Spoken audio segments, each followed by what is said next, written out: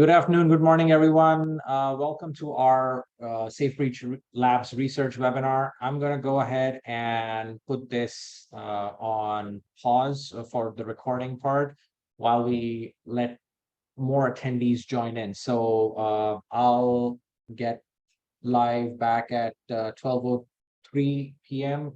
Eastern Time or 9:03 a.m. Pacific Time. Thank you again. Right, perfect. So good afternoon, good morning, everyone. Thank you for taking the time to join our webinar. This is Jack or KJ. I'm the Director of Product Marketing at SafeBreach. And before we get started, I wanted to just remind everyone that this webinar is being recorded and will be shared with all the registrants and the attendees after the event is complete. At any given point of time, if you feel that you have any questions about what the matter that has been discussed in the webinar or the SafeBreach platform, please feel free to drop in those questions in the Q&A section or Q&A capability available via Zoom webinar. So let's go ahead and get started. Just a reminder that, again, this webinar is being recorded, and drop in your questions for Q&A in the Q&A section, and we will answer them after the webinar is complete.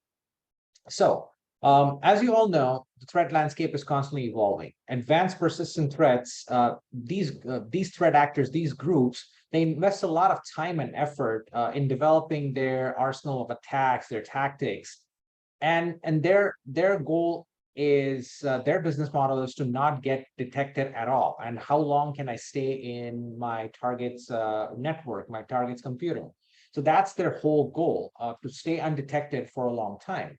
Again, the key that we all need to understand, and we already know that the key to stopping these advanced attackers is to understand how they operate.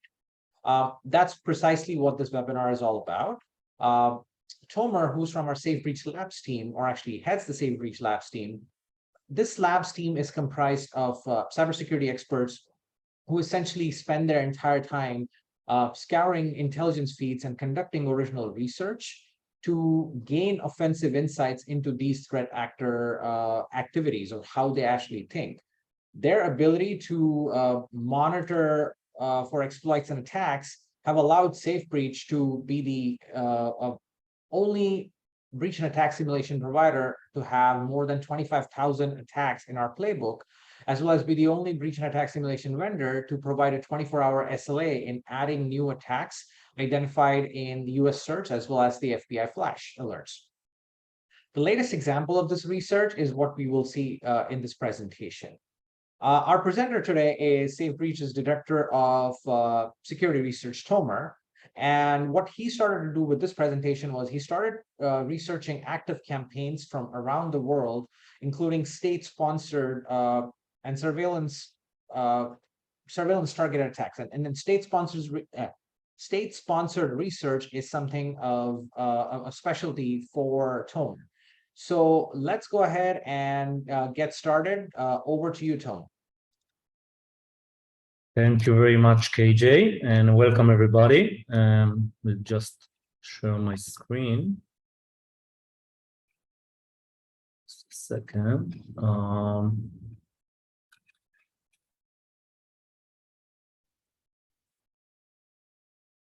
Nope, just a second. Okay. Can you see my screen? Yep. Okay, great. So as KJ said, this is a long-term research. You will see some research activities that I've done for 5 and 7 years in order to produce this presentation. So let's begin. I'm sure it will be interesting and also funny as well. So don't forget to laugh. I'm Tomer Bar, and I'm the Director of Security Research at SafeBreach, and my main focus during the last 20 years is on APT research and also on vulnerability research. And I've presented my research at the last 3 DEF CONs, Black Hat, Sectors, Reverse Engineering Con, and other conferences. So I will start this talk by describing the research assumptions and my approach, and then I will describe the operations security of the first APT threat actor. I will move to several examples of large-scale cybercrime threat actors, time permitting, and then I will return to speak about nation-state sponsored threat actors. So let's continue. So the research state of mind is focused on understanding the adversaries, both types, the cyber criminals and also the nation states that launch attacks on the Western world. And if we can win this mind game, we can understand their tactics, their motive, their goals, damage control, and a lot of other things that we can get and achieve from exploring their activities. And every research that I do, and I think everybody does, starts with assumptions. So my assumptions were, Hollywood shows hackers like geniuses, that superheroes, they never make mistakes. And this is not true. I believe that my first assumption was that they are humans, they are prone to mistakes, and it's not equal. So if there are advanced APT, they succeed in attacking thousands of people for years and years under the radar and sophisticated, so the security industry cannot detect them. It doesn't mean that they have advanced operation security. So this was my first main assumption. The other assumption is that some threat actors are lazy and feel comfortable even if a research report was published about their activities already. And last, it will be a good idea to learn about it. And from the beginning, I was not focused on a single campaign. I tried to do it in a systematic way. So in order to compare between different threat actors, operation security levels, I developed the Oopsec Meter, and it's from 0 bad points to 100 bad points. It consists of 10 categories. Each category can give a maximum of 10 bad points. So if I can generate a heat map of all the victims, it will have 10 bad points. If I can take down completely the entire operation, to give 10 points until 100 bad points. So let's begin. The first threat actor is located in the Gaza Strip, and it's a long-term campaign. It started a decade ago, and they attack both Windows and Android targets, and it's still ongoing campaign, still going on. And in 2017, 5 years ago, it was first discovered, and the threat actor back then has a self-developed web panel with two-factor authentication login. And the problem was that navigating directly to the inner pages resulted in full access to the system with no authentication required. So you can see on the right the keylogger exfiltration, and it's translated to English from Arabic. So Quantum Leap to 2022. The threat actor, as I said, is still active and is masquerading now as a Google Play app. And the malware was uploaded from Gaza by one of the victims or by the attackers for testing purposes. So we are pretty sure that they are from Gaza. The certificate also was signed in Gaza. So seems like a tool from Gaza. And the malware has plenty of collation capabilities, SMS, call logs, contacts, record audio, and much more. And the exfiltration is done via HTTP post request to this address on the top right. And the malware, so the backend code of the command and control server, which was Laravel code, it's like they didn't implement it themselves, maybe as a lesson from the 2017 mistake. So they used a known backend code, but it was misconfigured, and it expects a post request, but I did not send a post request. I sent a GET request instead. And just by sending a GET request, it's just regular browsing, an error invoked and exposes the MySQL DB credentials. So Think about it. It's crazy. You just surf to the C2 server and get the DB password.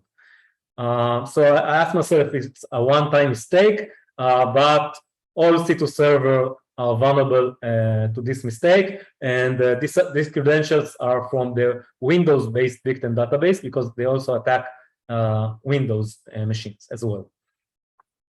So on 2017, the first stage malware code downloaded the second step malware named ddd.zip from the C2 server power4u.net, sorry, and the name of the folder was 5 times the letter Z. So on 2022, I tried to see if the pattern remained. So I found out that the subdomain of the same domain that was used and was publicly disclosed was just a subdomain. It was app.power4u.net. And this time I found a folder named CCC directory. When I browsed it, it was Opendir, and it holds all the victim exfiltrated data ready for download for everyone. So it's like a treasure. And I was able to map almost 8,000 victims. Most of the victims were in Gaza, but other Middle Eastern countries. And almost 500 compressed megabyte.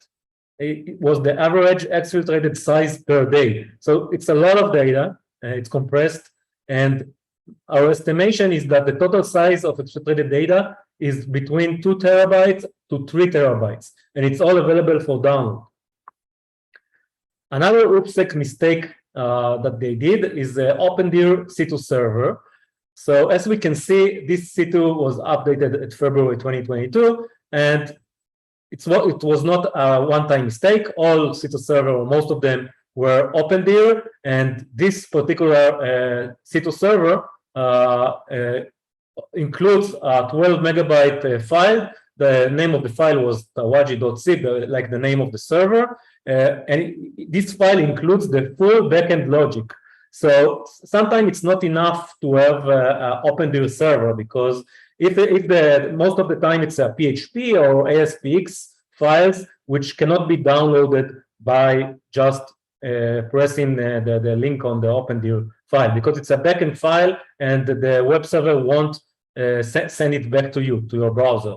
But if the attacker made a second mistake and compressed all the files and put it in a zip file, the zip file can be downloaded, and then I have all the backend logic of the attackers. So actually, the upload file logic for exfiltrated data was done okay. They only allowed the CSV extension, which is not malicious. It's not vulnerable to attack, or less vulnerable. They also use unique identifier. So if someone will try to upload a web shell instead of exfiltrating a file, it won't be able to guess what's the name of it on the C2 server, because it's a random extension added to it. So they did a good job on the upload size, but the Node.js logic on the bottom reveals the path where the files will be uploaded to, which is not so good practice. So let's see a little demo. It will work here. Can you see it? Yep. I think I have a problem here. Yeah. So, no, okay. We can. Okay, so this is the, if you will serve to it right now, the CCC folder, it will be open right now. I guess the password, because the files are encrypted, and now I can show you that there is a lot of data. I will sort it by type. And you can see a lot of files in Arabic, audio recordings, movies, images, and so on. For privacy, I won't show you everything, but I will just show one picture to see that it's working. So that's the first demo. Second, we'll try to share it. I have a problem. Let's continue. Okay, so bad patch got 47 bad points out of the maximum of 100 bad points, So you can see that I was able to map the victims and achieve the backend code and so on. And for attribution, I don't have the full attribution. We will see other threat actors further on that I have the real identity of the attackers. So only 7 points this time. Okay, now we will move to a cybercrime actor in Iran.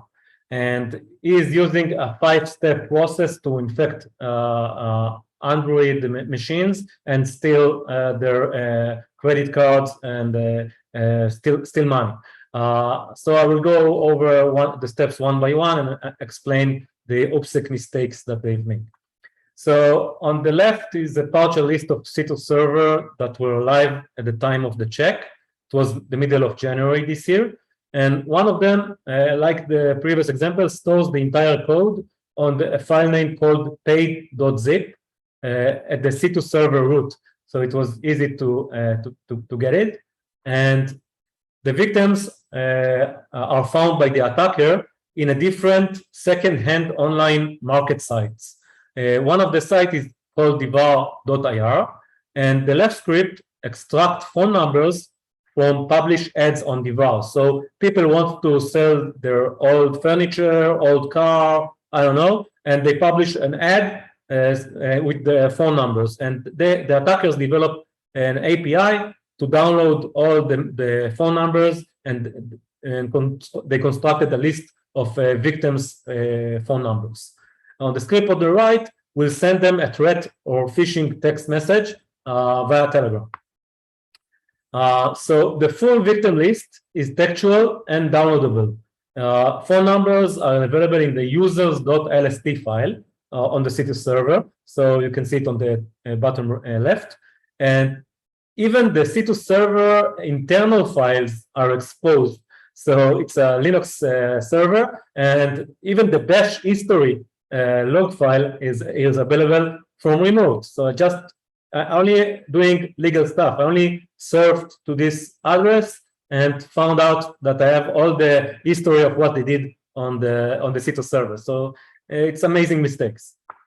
And I found plenty of smishing lures, threats of arrest in 72 hours, and it's Iran, so it's serious, right? And COVID-19 payments, and even dating sites. When the victim tried to chat, he will be threatened to pay, or his details will be sent to the government.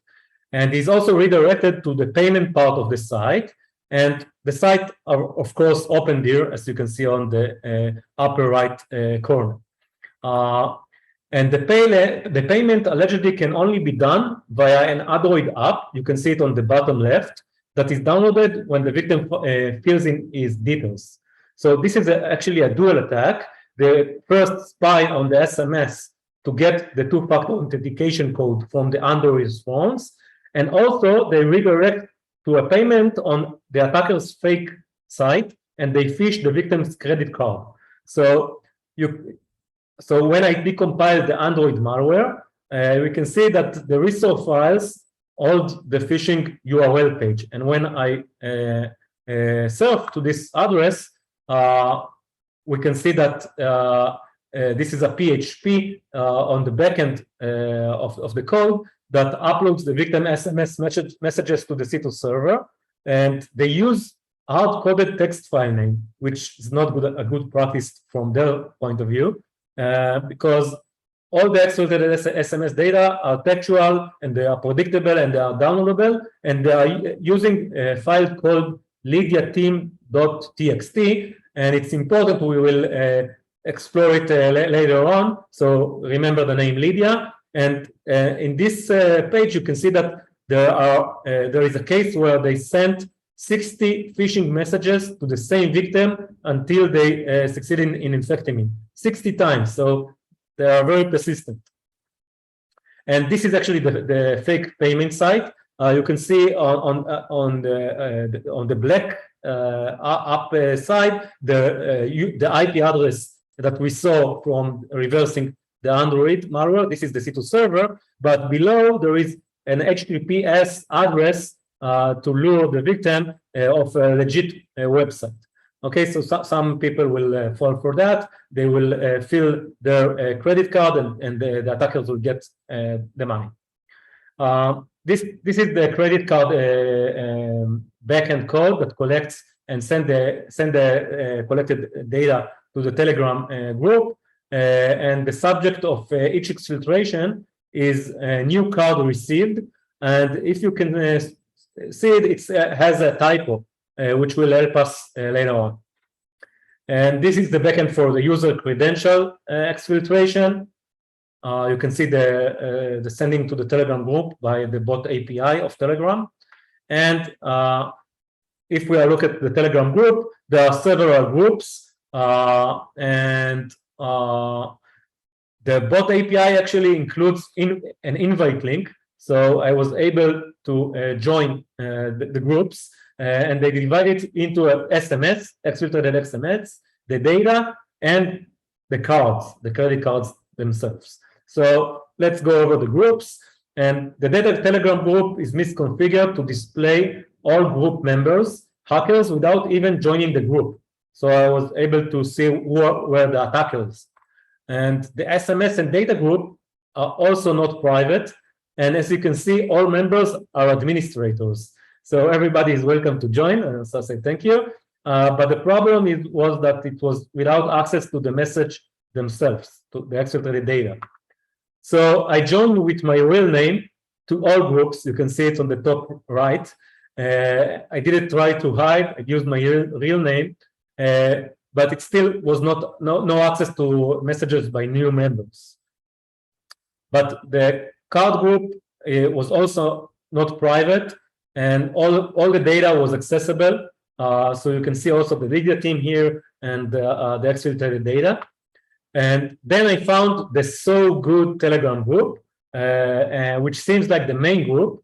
And please pay attention to the Baba Zoro on the right username, and I will focus on it later on. And indeed, it was so good. This group allowed access to all messages without being required to join.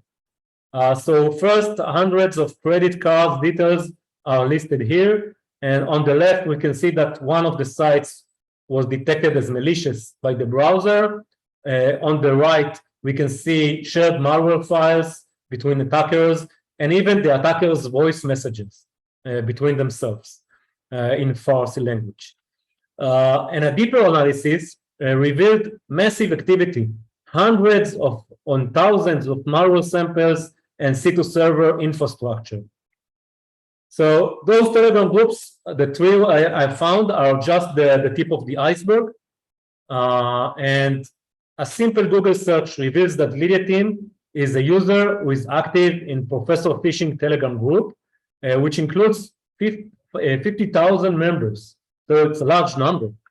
And searching for the new card received in Google, if you remember with the typo we've seen before, returned with Zalem Phishing, another group, and the result includes in Google the stolen credit card data.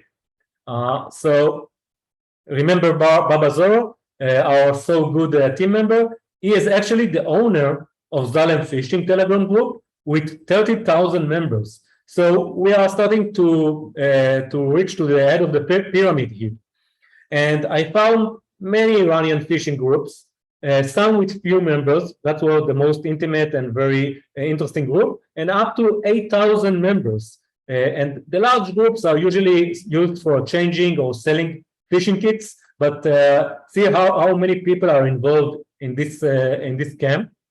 And I was able to join all the groups, like more than 20 groups, using my real name, except one group called Must Leak, which required approval by admin, a manual approval. So I said, okay, let's try it. So I sent him a join request with my real name and got approval. So I have 100% access to all of those groups in Iran. And I'm Israeli, so I don't know if they like us or not, but it was very surprising that I had access to all of it. And when I decompiled the malware and I was focused on a class called lydia.txt, I found out another mistake. So the exfiltrated SMS messages were uploaded to the C2 server, and the randomization of the file name that will be saved on the C2 server was done on the malware side. So actually no victim's unique data was used, only a number between 11111 and 99999.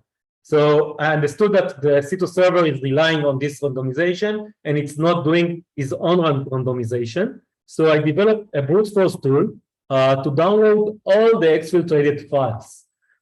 And the Android C2 server is based on Fire-based API and also on Telegram bot API, and was developed in Python. So you can see that they can click on the button. Each button is a command, and will send it to the victim's phone and get the data back. Okay, let's speak about attribution. One of the attacker is called Amin Ramjabar, and he's done a terrible mistake. He's testing his own malware on his own phone, on machine. So one of the SMS, because I have access to the SMS, is from a host provider confirming his newly registered domain. It's called sana-ir.xyz, and I found it to be a C2 server. So this is actually a proof that it's the attacker, one of the attacker. And now here we can see the attacker's account number in the National Bank of Iran, his phone numbers, and full address. And so there are two phone numbers. In the middle, you can see a number that ends with 85. And by Google searching, I found a site that's called Professional Hackers. And actually, Amin Ramjabar offers his hacking services using the same phone number. So it's a good crossing, and I can verify that it's a real attacker and it's a real mobile number. And also, it appears that Lydia team is selling and promoting their phishing and Android malware services with 3 possible plans, from a basic plan to a full phishing as a service plan. And they offer dozens of phishing kits for customers. For example, as you can see on the left, Instagram account phishing, but on the right, this is a partial list of all the sites that they duplicated and made them phishing groups. And using a pyramid structure, the bot is given for use to other hackers in return for 20% of the collected credit cards. So this explains how this group managed to gain so much victims' credit cards and data, because it's a pyramid structure. Okay, so it's a it's like phishing as a service. Okay, so I conclude this campaign and gave it 65 bad points. Okay, so at that point, I asked myself if the Telegram bot API that was used in this campaign is commonly used by other threat actors. And the answer is yes. So I pivoted on it on VirusTotal on the api.telegram.org, the official API of the Telegram site. And I got 2 types of executables. The first one was executable with hard-coded Telegram API tokens, which is a very bad practice because the token is the secret. If you have the malware, you can reverse engineer it, get the token, and now you have the keys to their kingdom. And even worse, the C2 backend kits, which, as we saw here, exfiltrate the data into the Telegram group. So let's focus on the second type. I developed an automation script to download all chat and check if they are still active, because some of them were pretty old and some were new. So I only was interested only in the ones that were still active. And the first interesting case was a group that called themselves Ukraine Logs. And this is before the war with Russia. And this group is using a malware to steal cryptocurrency from victim machines. So they infect machines with malware, and then they search for the wallet, and they exfiltrate it. And the first loader, there was a lot of loaders, a lot of malwares, but the first loader downloads and executes a malware called Mars Stealer, which is a 4th version of Vidar Stealer. And Mars Stealer steals 2-factor authentication and cryptocurrency, and the code is packed with unknown packer. And the main function of the packer was too big to even be displayed in IDA graph. So it was so complex, but locating the correct address in which to place the breakpoint was quite easy. I put a breakpoint there, and as you can see on the bottom, you can see that this is the actual MZ file. So it means that I have the unpacked version of the file. And this info stealer actually was interesting because it did 3 interesting checks. The first one is anti-emulation against Windows Defender. So it appears that the emulator of Windows Defender is using fixed computer name, which called HAL90H, and the malware search check if this computer name is that specific 6 letters, and if so, they know that they are under emulator, and they just do legit operations and not the malicious activity. They also exit if they are being run from Russia or nearby countries, and they also do expiration check. The malware is limited to only 1 month from the compile time, so it will limit the ability of researchers that achieve it after this month to check the malware.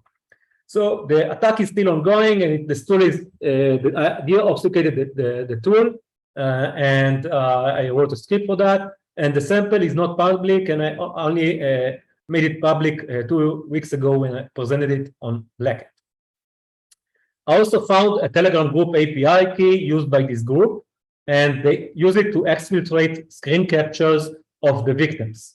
And the loader also downloads and executes the final malware, which was very complex. It was developed in Golang, and Golang is very hard and difficult language to reverse, and the main goal is to it's a cookie stealer, and they steal OAuth token authentications and infect victims in large scale, mostly via YouTube links. So actually, it's smart. I will skip that. It's smart because they publish a lot of thousands of movies. As you can see on the right, just one instance of their infections had 20,000 results, and they had multiple instances of it. And each movie in the comments, they tell you that if you would like to get this game for free, or this wallet, or this Bitcoin mining tool, or a lot of looting, you just have to go to a site, download the code, which was encrypted with a password. 0909 was most of the time the password, but other password as well. And when you run it, you are infected. So they were smart because they target people that are interested in crypto app related sites, because if you are interested, probably it's the bigger chances that you have wallets on your computer, and also on other video sharing platforms. And if you look back into the info stealer loader code, I used an API that's called GetChat, provided by Telegram, and got an invite link to their group. And I was able to join the attacker Telegram group and become the 10th member for months. So you can see on the picture that there are 9 members, and I became the 10th member. And I was able to download all past messages and get in real time all the messages from now on.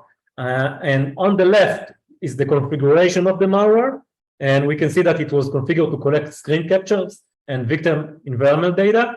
In the middle and on the right, you can see the screen capture that I took from their Telegram group, because I was a member, and those are the actual exfiltrated victim screenshot on the Telegram group.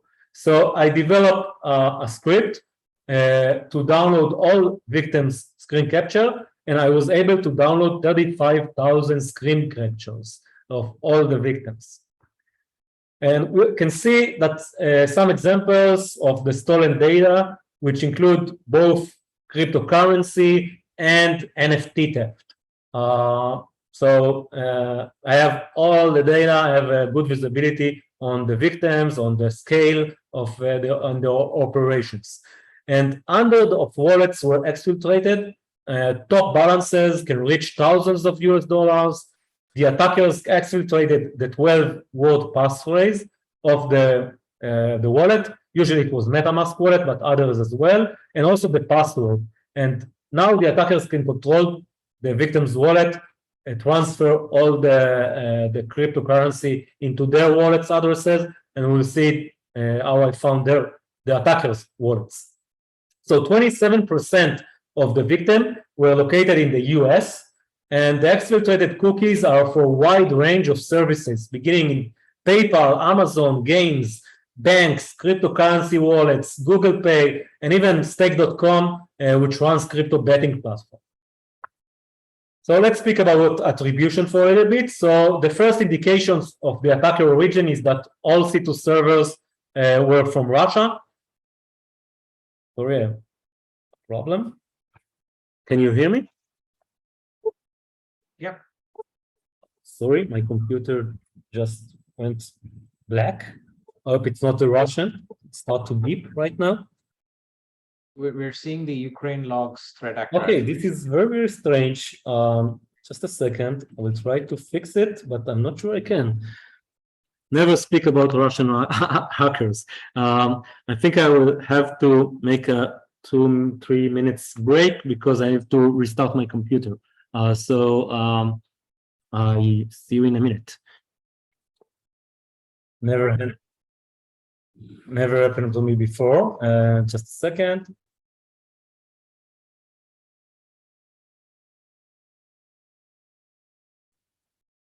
Let's keep the slides. Just a second. Okay, let's try again to speak about Russian hackers. So we were just about to speak about the attribution. So the first indication was for the attacker origin is that all C2 servers were located in Russia. And in addition, the spoken language of the attacker is Russian, which they try to hide by replacing it with English after a while, but I was able to catch the first name. And more interestingly, I was able to discover that the attacker's IP, which was located in Russia, was in charge of the first 8,000 of the exfiltrated data messages, and they originated actually from the same IP in Russia. And this IP was used by the attackers for testing purposes and also later on as a C2 server. And on the bottom, we can see that this redline info stealer, which is a famous stealer, connects to that same IP address. And another thing that we can see is that the redline stealer bot ID is called Onyx 0.1. So using another Telegram bot API function named getChatAdministrator, we found out that the group has 6 administrators, and one of them is called Onyx 0. And the second one is called P2 memory, and there are others. And I also was able to find a public forum for hackers. It's like on the underground. And the Onyx is the creator of the thread for selling stolen tokens. And the second admin in this is the P2 memory who is chatting with him. So we know that this is how they transform the cryptocurrency into cash. And I was also able to temporarily take down the entire campaign. The bot is configured as administrator, so I'm the bot, so I can create, edit, or revoke the invite link. I also can temporarily take it down by blocking all members, or I can even set a webhook to automatically transfer all the messages to SafeBridge.com. As you can see, was done successfully. They temporarily lost all victims, and since most of them were configured to exfiltrate only to the Telegram group, but they could easily recover from it. And actually, they got also 65 about different categories, but the same score as the Iranian SMS spy. Let's speak about a Turkish threat actor, which done unbelievable mistakes, and it should be interesting and also funny. So they also steal cryptocurrency, but with a very different approach. They attack with zero infections. They don't infect their victim's computer with malware at all. Instead, they are using phishing in order to achieve the same goal.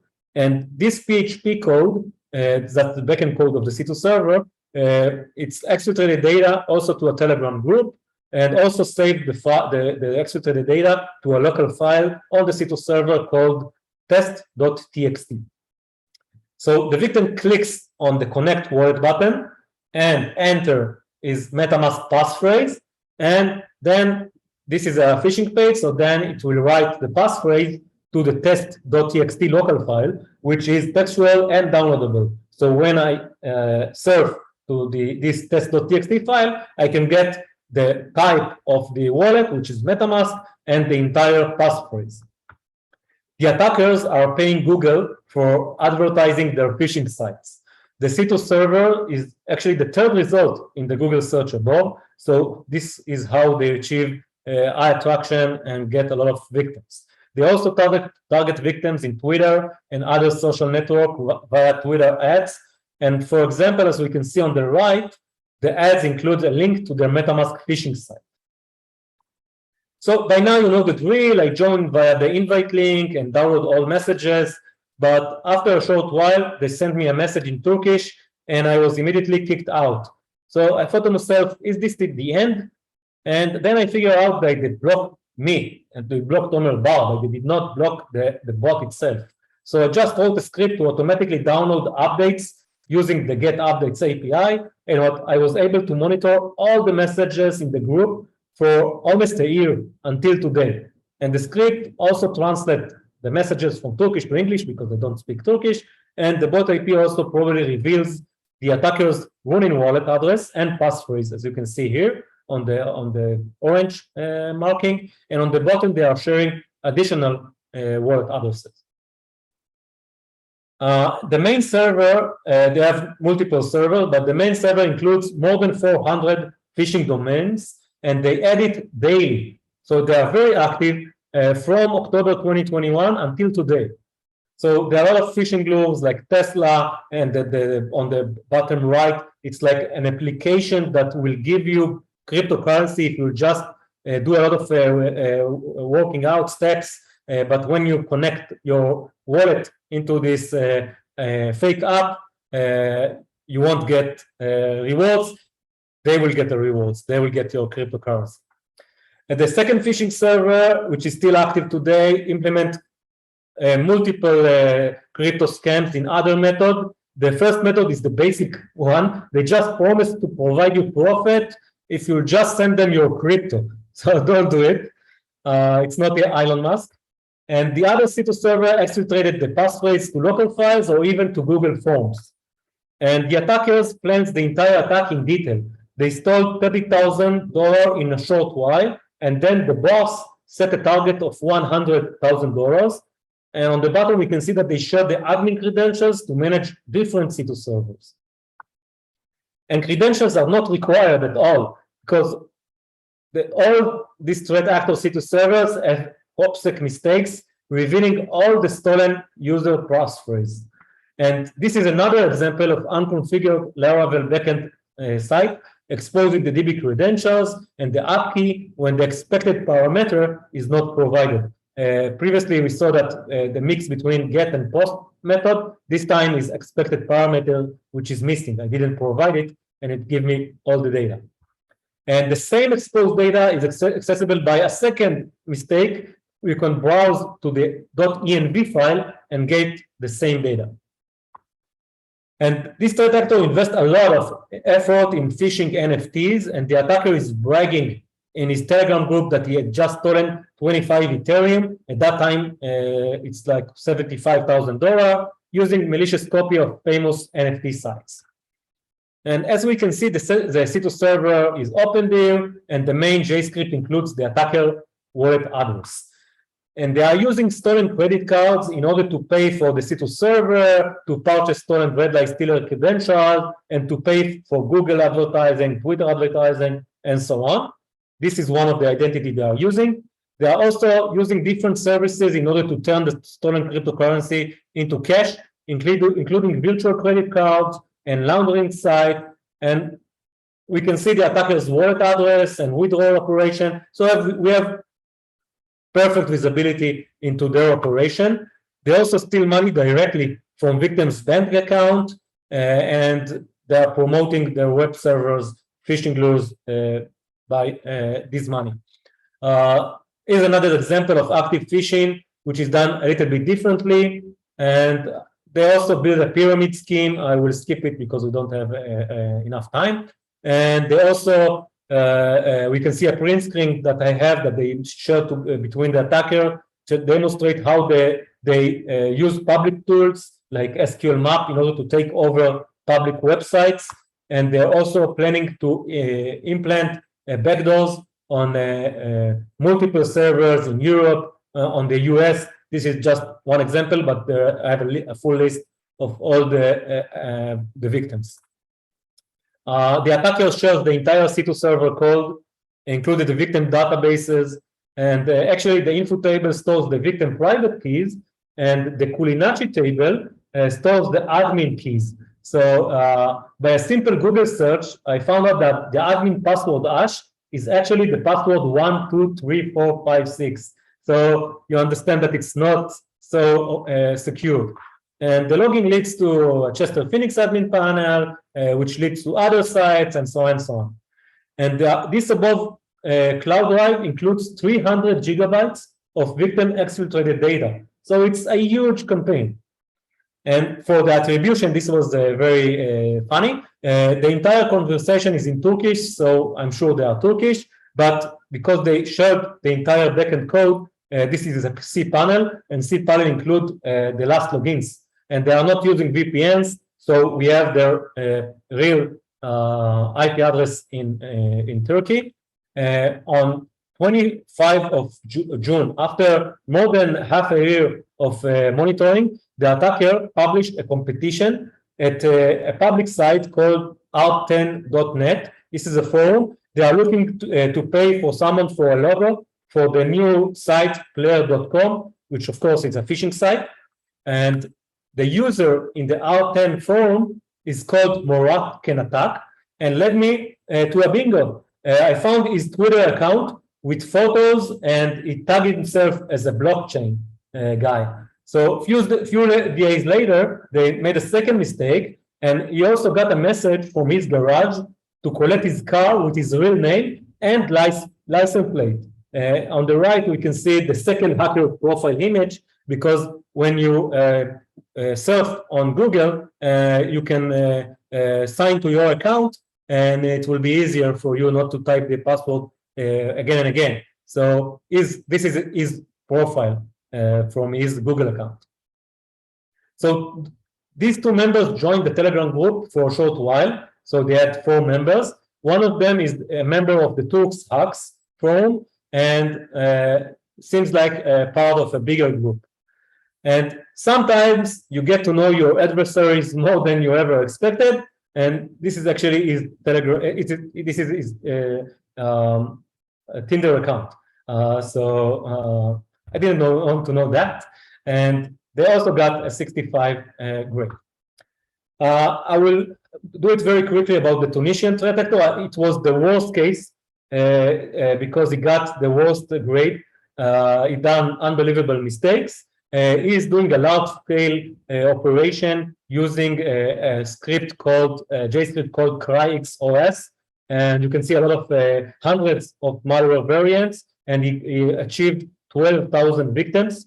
I was able to get access to all of the victims' data. He did a lot of the same mistakes. Opendir and the product were accessible, but the most I think that the most embarrassing things that he used Telegram group and is registered with his real name.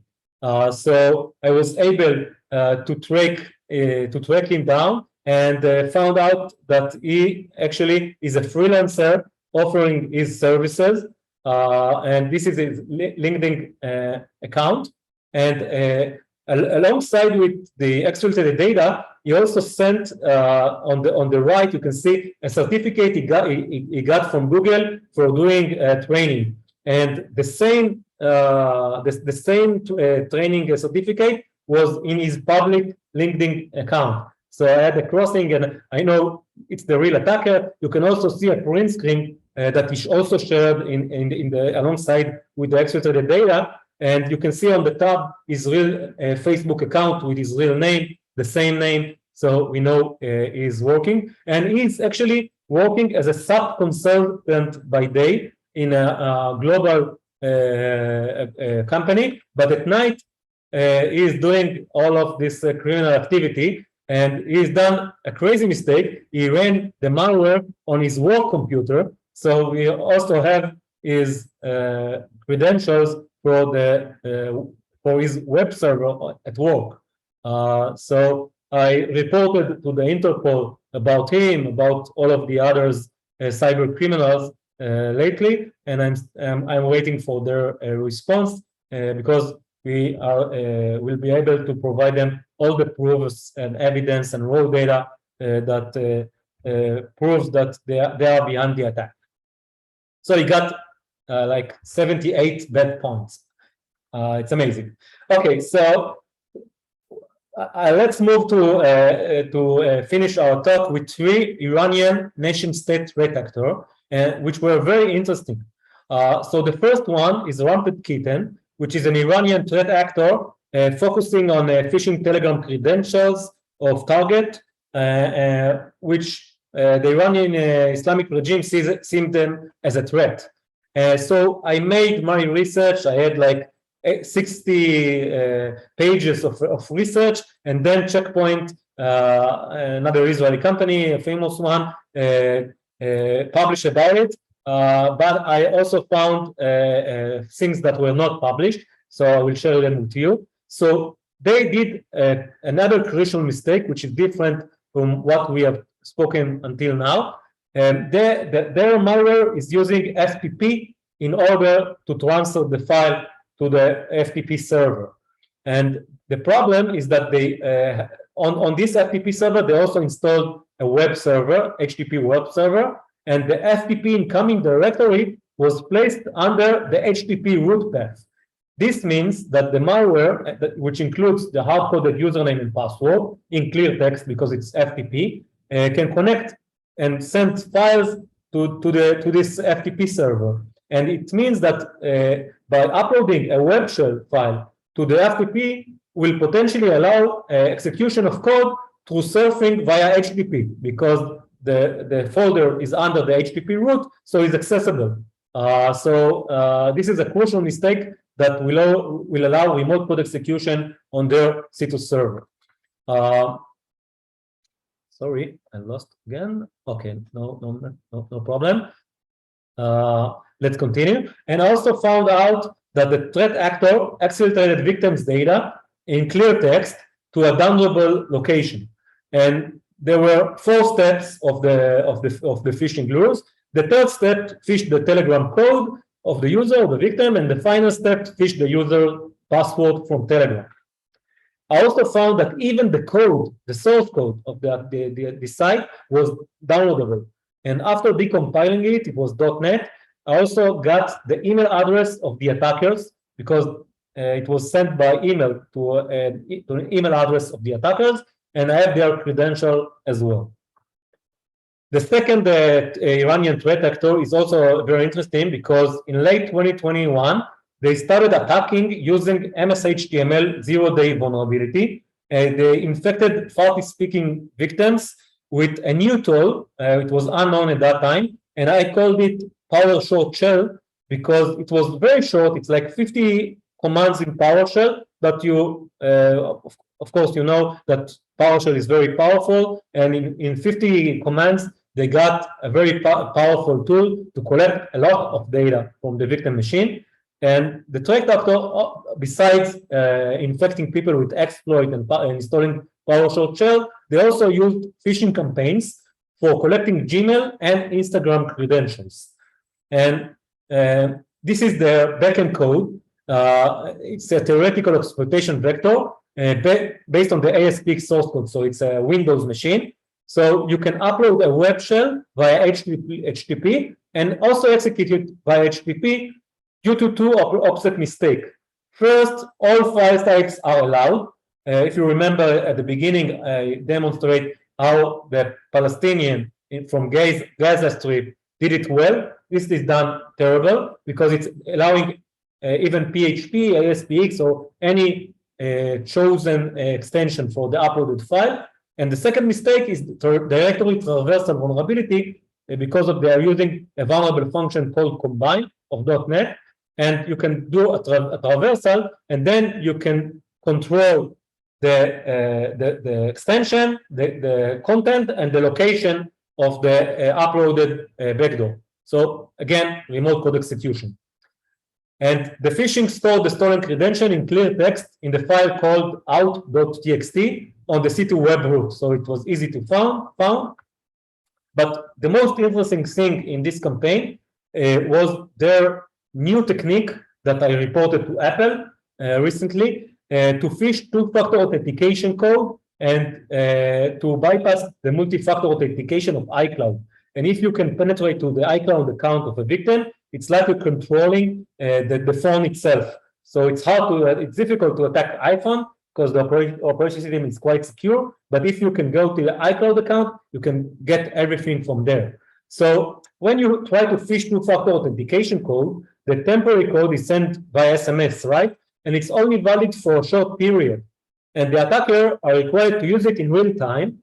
And this may be difficult because the C2 server may be in Europe, it can be in the middle of the night, and it's hard for them. So the attacker developed a browser automation for automatic sign-in using the temporary credential, but they misconfigured the C2 server and the code was available for download. So I download it and reverse it, and I can show you how it's work. So first they phishing JS code will call the check function of the social phishing DLL, which is the .NET file, with the username, password, and country code. Then the check function logs the credential in clear text to a downloadable location, to the out.txt file that I showed in the previous slides. And then it will copy the attacker's predefined Google Chrome profile-based directory to a new profile directory in the C2 server and add a new account using the same country and user agent used by the victim. And this will allow them to bypass Apple security checks. And then it will use Selenium Web Chrome driver automation to log into the victim's Apple account using the built-in victim Chrome account. And it will take the Apple ID and the password field and use the same key function, the UI function, to fill the victim phish credentials and click the sign button automatically without user intervention. So this is the automation in action. You can see in the red line that it's the browser tell you that it's automation code. The code will add the profile to the active profiles, and from that point, the attacker have unlimited access to the iCloud account of the victim. And this is a quite new technique that I found and learned from operation mistakes of nation-state actors. And this threat actor waited for a release of public 0 days in Windows system. They were very patient, and they registered a C2 domains around June, 10 days before the Forina 0-day exploit was released.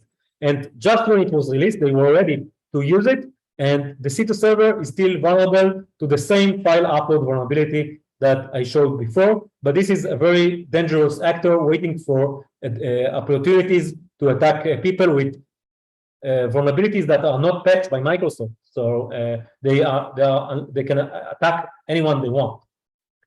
So Apple response to my report, I gave him all the source code and all of that. They said use strong password, which won't help in this time, and two-factor authentication, which won't help. And also they recommend to avoid phishing attempts, which is generally good, but it's difficult to do and difficult said than done. Let's conclude our talk with the most secure operation security that I ever researched, ever seen, ever read about. And I consulted with hundreds of other researchers, and they haven't seen anything like it. And it's surprising because it's Iranian, but it's very, very sophisticated. So this Iranian threat group is probably the most persistent Iranian APT ever discovered.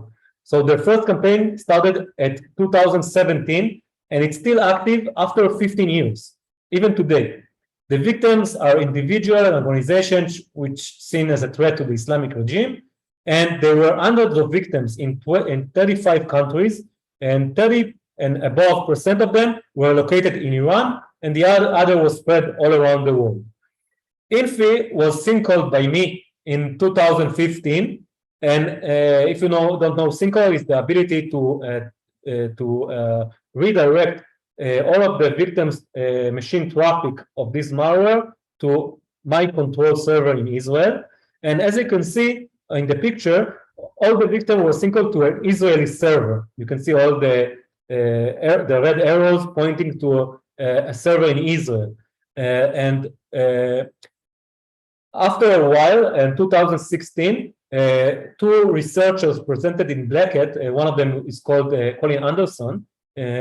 He's a Canadian, as he provided a unique evidence that Infi is a government-sponsored campaign, because the Iranian reacted to my sinkhole and they regained control over lost victims' endpoint just in Iran by manipulating the traffic in the central Iranian network company, and they redirect the sinkhole of Iranian victims to a new C2 server and not to my C2 server before the traffic reached outside of Iran to a DNS server.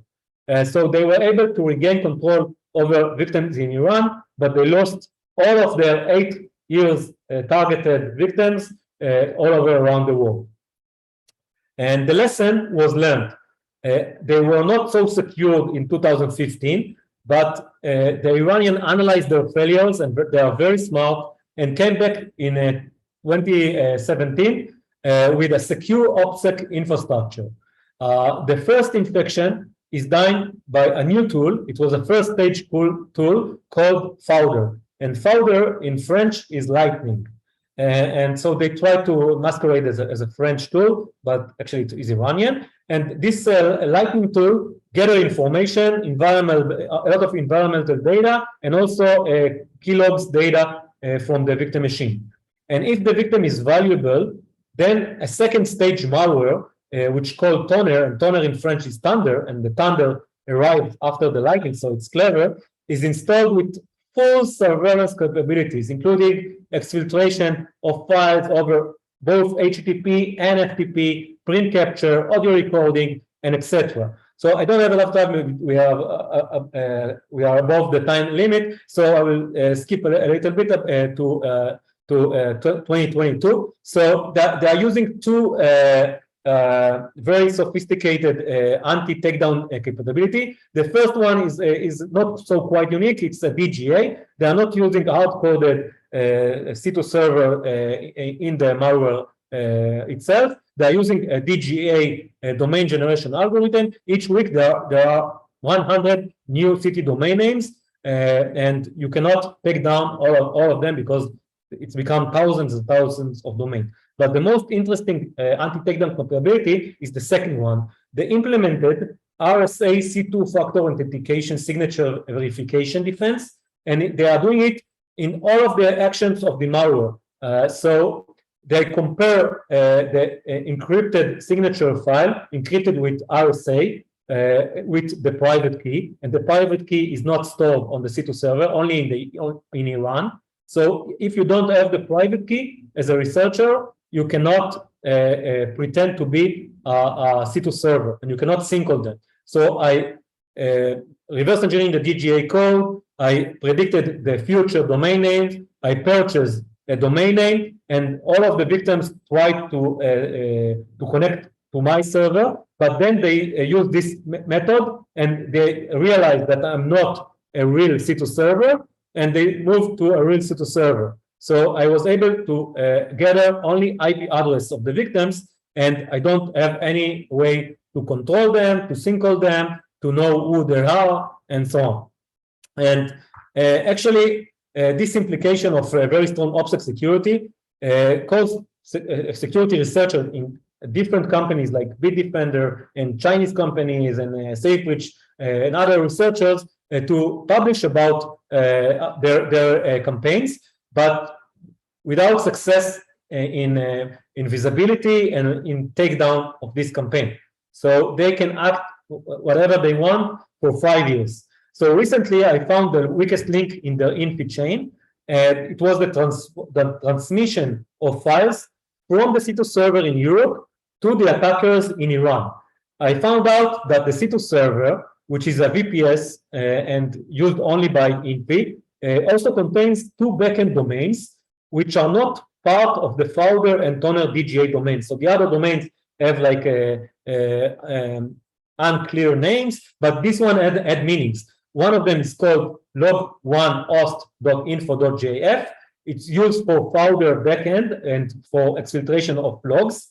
And f1host.info.gf for toner. F is probably for exfiltration of files. And we also found that the C2 server uses an infection server for the second stage of the attack, and we were able to guess the predictable name of toner new version on the C2 server and download it. And also I was able to open the encryptions since they use the same password of toner versions that I already had. And this was the password. And then I knew that log1 and f1 were not used by the latest version, so it's a backend infrastructure. And those domains are used by the attackers to download and delete exfiltrated victims files from the C2 server in Europe. So the C2 server includes a PHP backend script called fdir.php, which is protected by a guessable password. And the script provides a DList of the exfiltrated files and also ability to delete those files after downloading to run. And I developed an automatic script to download all of the victims' exfiltrated data, and I'm running it over a period of 6 months until today, and it still works even after I gave the talk on DEF CON, on Recon, and it's public knowledge. They are still using the same mistake, and I can have visibility until now. All files are encrypted with RSA public key, and they are obfuscated. But I also found that toner files includes part of obfuscated metadata, which is not encrypted. So I developed another script, and I was able to achieve the host name of the victim, the path which installed on the C2 server, the toner version, the name of the exfiltrated file. This on the bottom you can see that it's a screen capture file and other data. This victim is in Europe, and it's a Windows server hosting FTP server and HTTP server, so it's a high-value target. I also found there are victim lures, so they are using this is the attacker computer. They infect themselves as well.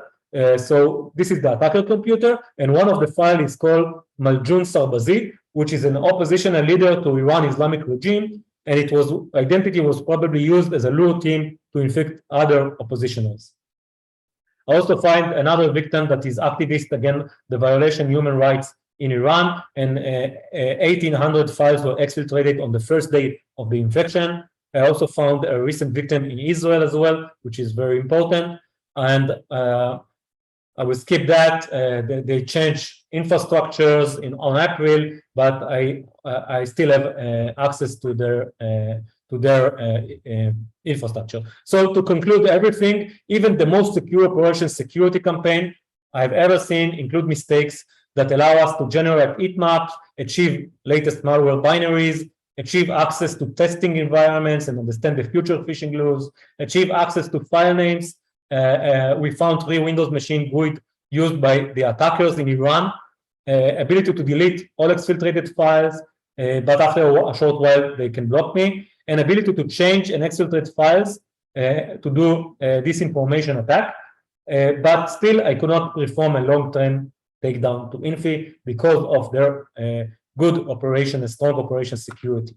So we'll skip the demo, and I would like to thank you to survive this long presentation. I hope you enjoyed it, and now I will open it to Q&A. Thank you, Tomer. So we do actually have a question here, basically asking, what do you think these motivates these threat actors to take such visible security risks? Does this suggest to you that they do not fear authorities? So yeah, thank you for the question. It's a very interesting question. I think that it's differ. Some of the attackers are working from Iran and they are government sponsored. So I don't think that they fear that someone will arrest them. But some of them are working from a different location that I think that we and the Interpol and other, if we can work in cooperation with a law agency, we can get to them, we can arrest them. And the United States and other countries did it in the past for cyber criminal groups. So I think that they are not aware of their mistakes and they don't have enough education on how to build their web server or infrastructure in a secure way. So if we in different investigation, IR investigation, if we will investigate not only our side of the victim, but also the attacker's side in a legit ways. So I only serve into web servers, only did legitimate operation. You can get a lot of data. You can assess the damage. You will know what was leaked and what was not. You can react based on this knowledge in a focused way. You don't have to format all the user's machine. If the attacker just went to get the credentials of Telegram or Gmail or I don't know, Facebook accounts or wallets accounts. So it's very valuable, and it's I think that I would like to raise awareness to that by giving this talk. I think that's about the time we have for any questions. If you guys have any other questions, please feel free to use the contact us form and share them with us. We will answer them ASAP. Again, I just wanted to remind everyone that everyone who has attended and registered will be getting a link to this video after the fact. So thank you again for taking the time to attend this presentation. Hope it was interesting. And thank you, Tomer, again, for all the amazing research that you've done. And have a wonderful day, everybody. Thank you very much.